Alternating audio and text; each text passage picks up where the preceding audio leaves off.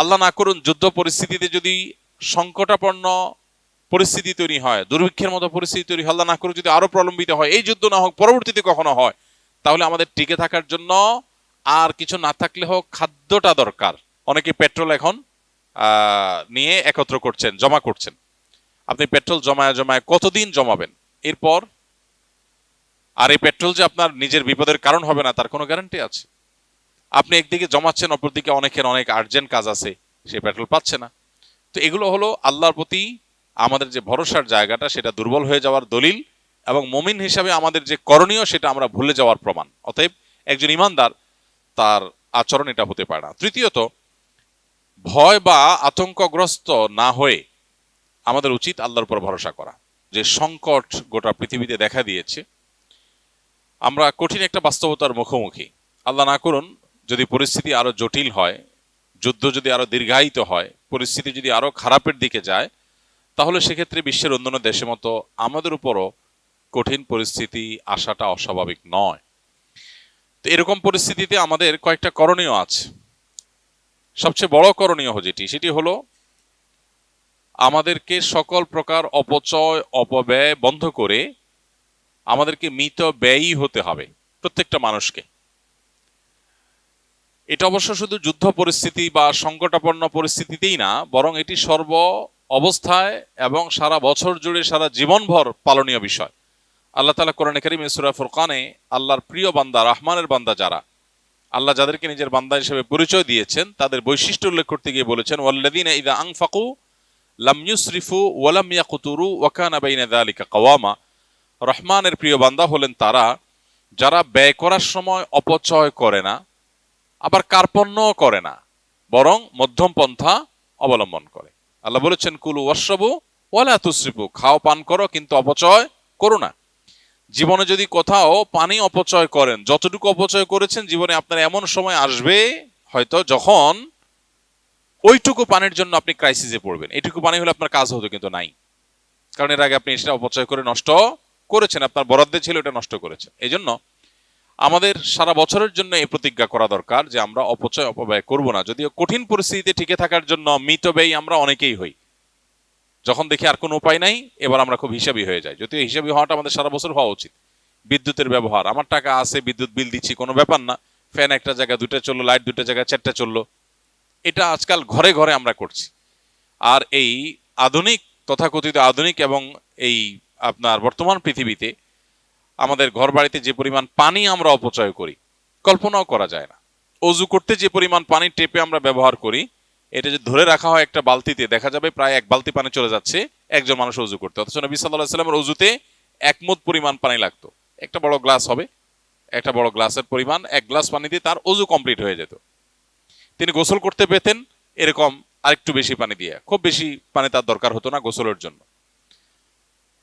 এমনকি তিনি এও বলেছেন যে কেউ যদি সমুদ্রে থাকে, নদীতে থাকে, সেখানেও যদি তার অজু করার দরকার হয়, যে এখানে তো পানির অভাব নাই, সেখানেও যেন সে প্রয়োজন ছাড়া অতিরিক্ত পানি ব্যবহার না করে, কারণ আল্লাহর কাছে এর জন্য জবাবদিহিতা আছে। এখন বস্তুবাদ, ভোগবাদ, পুঁজিবাদ আমাদেরকে শিখিয়েছে যে আমার সম্পদ, আমার মালিকানা, আমি যা খুশি তা করব। এর ফলশ্রুতিতে যে ক্রাইসিস তৈরি হচ্ছে, আপনি দেখেন পৃথিবীর একদিকে মানুষ খেয়ে নষ্ট করে, অপচয় করে খানা নষ্ট করছে, আবার অপর দিকে বহু মানুষ না খেয়ে আছে, প্রপার ডিস্ট্রিবিউশন নাই, এবং এই যে দায়িত্ববোধ, এই জায়গাতে বড় ধরনের অভাব আছে, এবং চিন্তা নৈতিক একটা আদর্শিক একটা ত্রুটি আমরা গোটা বিশ্বব্যাপী দেখতে পাচ্ছি। এই পরিস্থিতিতে, বিশেষ করে সংকটাপন্ন পরিস্থিতিতে, আমাদের মিত ব্যয়ী হওয়ার কোনো বিকল্প নাই। জ্বালানি বলুন, বিদ্যুৎ বলুন, ব্যবহার্য জিনিসপত্র বলুন, খাদ্যদ্রব্য বলুন, সব ক্ষেত্রে এই জিনিসটা আমাদের করতে হবে। নাম্বার 2, খাদ্য এবং নিত্য পণ্য, অতি প্রয়োজনীয় জিনিসপত্র যেগুলো আমাদের প্রতিদিনের দরকার হয়, এগুলো গুদামজাত করার যে একটা কালচার আমাদের দেশে একটু সংকটাপন্ন পরিস্থিতি হলেই শুরু হয়, এই জায়গা থেকে আমাদেরকে দূরে থাকতে হবে, বিরত থাকতে হবে। ব্যবসায়ীরা অধিক মুনাফার জন্য জিনিস সরায় রেখে ক্রাইসিস তৈরি করে এরপরে অনেক বেশি দামে, চড়া দামে তারা বিক্রি করার এই অভিপ্রায়ে তারা এই অপকর্ম করেন। আবার যারা আমরা ভোক্তা আছি, আমার প্রয়োজনের চাইতে অনেক বিপুল পরিমাণ টাকা আছে দেখে গোটা দোকান কিনে আমি বাসায় এনে রেখে ফেললাম, আমি আমার ফ্যামিলি বাঁচলে হলেও গোটা পৃথিবী ধ্বংস হয়ে যায়, যাক। এটা হলো স্পষ্টত ভুল এবং অন্যায়। নবী সাল্লাল্লাহু আলাইহি ওয়াসাল্লাম বলেছেন, লা ইয়াহতাকিরু ইল্লা খাতি, অর্থাৎ যে ব্যক্তি এরকম গুদামজাত করে, এরকম খাদ্যজাত মজুদদারি করে, এই মজুদদারি এটা অপরাধী ছাড়া কেউ করতে পারে না, যে করে সে গুনাহগার। এজন্য এরকম মজুদদারি থেকে আমাদেরকে বিরত থাকতে হবে এবং আল্লাহর উপরে ভরসা করা শিখতে হবে। আল্লাহর উপরে ভরসা করা শিখতে হবে, তাহলে ইনশাআল্লাহ সংকটাপন্ন পরিস্থিতিতে আল্লাহ তাআলার রহমত বা অনুগ্রহ পাবো। আপনার জিনিস আপনাকে বাঁচাবে না, কয়দিন বাঁচবেন? অনেকে পেট্রোল এখন নিয়ে একত্র করছেন, জমা করছেন। আপনি পেট্রোল জমায় জমায় কতদিন জমাবেন? এরপর আর এই পেট্রোল যে আপনার নিজের বিপদের কারণ হবে না, তার কোনো গ্যারান্টি আছে? আপনি একদিকে জমাচ্ছেন, অপরদিকে অনেকের অনেক আর্জেন্ট কাজ আছে, সে পেট্রোল পাচ্ছে না। তো এগুলো হলো আল্লাহর প্রতি আমাদের যে ভরসার জায়গাটা, সেটা দুর্বল হয়ে যাওয়ার দলিল, এবং মুমিন হিসাবে আমাদের যে করণীয় সেটা আমরা ভুলে যাওয়ার প্রমাণ। অতএব একজন ইমানদার, তার আচরণ এটা হতে পারে না। তৃতীয়ত, ভয় বা আতঙ্কগ্রস্ত না হয়ে আমাদের উচিত আল্লাহর উপর ভরসা করা। সকল অবস্থাতেই আল্লাহর উপর ভরসা থাকতে হবে। রিজিকের মালিক আল্লাহ রাব্বুল আলামিন, অতএব পূর্ণ আস্থা থাকতে হবে। মা মিন দাব্বাতিন ফিল আরদি ইল্লা আলাল্লাহি রিজকুহা, এই পৃথিবীতে এমন কোনো প্রাণী নাই যে প্রাণীর রিজিকের দায়িত্ব আল্লাহর উপর নাই। আল্লাহ যতটুকু বরাদ্দ রেখেছেন ততটুকু আসবেই, আর যে ভোগান্তি আল্লাহ লিখে রেখেছেন সে ভোগান্তি আমি মজুদদারি করেও ঠেকাতে পারবো না। অতএব আতঙ্কিত নয়, বরং হতে হবে আল্লাহর উপরে ভরসা করার মানসিকতা। আল্লাহ বলেছেন, ওমাইয়া তাওয়াক্কাল আল্লাহ ফাহুয়া হাসবু, যে ব্যক্তি আল্লাহর উপর ভরসা করে আল্লাহ তার জন্য কি হয়ে যান? যথেষ্ট হয়ে যান। ইমানদারের জন্য আল্লাহর উপর ভরসা এটা অনেক বড় একটা পাওয়ারফুল জিনিস, যে আল্লাহর উপর ভরসা করবে। অতএব আতঙ্কিত হওয়া যাবে না। আমাদের এই যে মজুদদারি, যত রকমের অসৎ উপায়, এগুলো মূলত আতঙ্কিত হওয়া থেকেই হয়। আতঙ্ক না হয়ে আল্লাহর উপর ভরসা করতে হবে।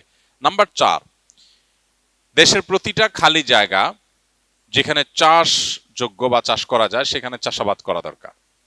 আমরা আমাদের শৈশবে, ছেলেবেলায়, ছোট সময় দেখেছি আমাদের মা চাচিরা গ্রামের বাড়ির উঠোনে তারা লাল শাক বুনতেন, তারা লাউ লাগাতেন, গাছ লাগাতেন, শিম গাছ লাগাতেন, বিভিন্ন রকমের ফসল চাষ করতেন।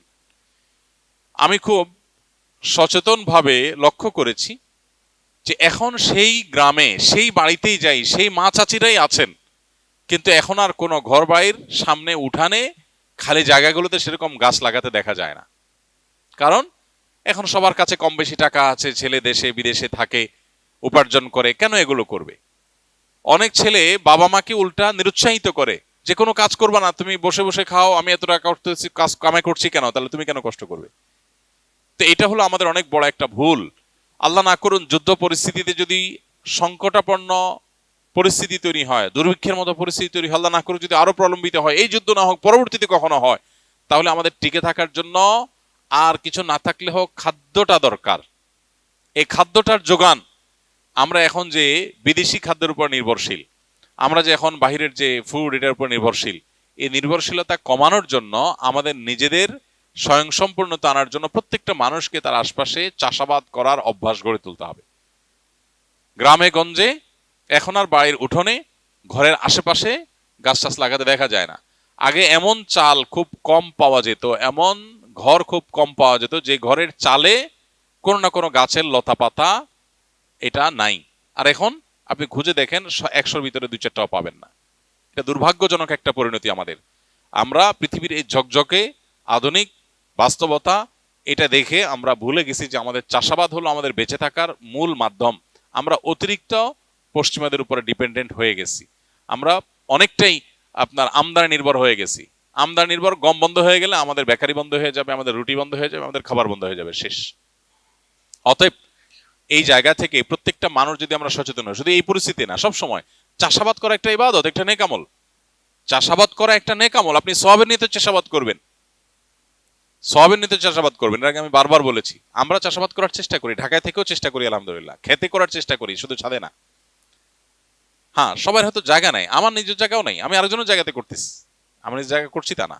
তো আপনি আরেকজনের জায়গায় বলে যদি করেন, খুঁজেন, মানসিকতা যদি থাকে, কোনো একটা রাস্তা বের হবে ইনশাআল্লাহ বিদিনিল্লাহ। আর বিশেষ করে গ্রামে গঞ্জে তো আমরা চাইলেই অনেকে করতে পারি। তাহলে এটা চতুর্থ করণীয়। 5 নম্বর হলো তওবা করা, ইস্তেগফার করা আল্লাহ তাআলার কাছে পরিপূর্ণভাবে। আল্লাহ যেন আমাদেরকে এই কঠিন পরিস্থিতিতে রক্ষা করেন। আল্লাহ তাআলা সূরা নূহের মধ্যে বলেছেন, ফাকুলতু আস্তাগফিরু রাব্বাকুম ইন্নাহু কানা গাফফারা। ইউরসিলিস সামা আলাইকুম মিদরারা ওয়া ইউমদিদুকুম বিআমওয়ালিন ওয়া বানিন ওয়া ইয়াজআল লাকুম জান্নাতিন ওয়া ইয়াজআল লাকুম আনহারা। খুব বেশি ফসল যেন হয়, গাছ ফল ফলাদি যেন হয়, আমাদের রিজিকে বরকত যেন হয়, এটার জন্য ইস্তেগফার করার পরামর্শ দিয়েছেন নূহ আলাইহিস সালাম তার জাতিকে। আল্লাহ কোরআনে সেটা উল্লেখ করেছেন। এজন্য আল্লাহর কাছে ইস্তেগফার এর সুফল, এর অদৃশ্য সুফল আমরা ভোগ করবো ইনশাআল্লাহ আমাদের রিজিকে বরকতের মাধ্যমে। এই জন্য আল্লাহর কাছে ইস্তেগফার এবং দোয়া আমাদের করতে হবে। আল্লাহ তাআলা এই কঠিন পরিস্থিতিতে আমাদের সবাইকে উত্তরণের পথ দেখিয়ে দিন এবং এই কঠিন পরিস্থিতি থেকে বিশ্ববাসীকে আল্লাহ তাআলা মুক্তি দান করুন এবং জালেমদের জুলুম থেকে পরিত্রাণের পথ আল্লাহ তাআলা আমাদেরকে খুঁজে বের করার তৌফিক দান করুন।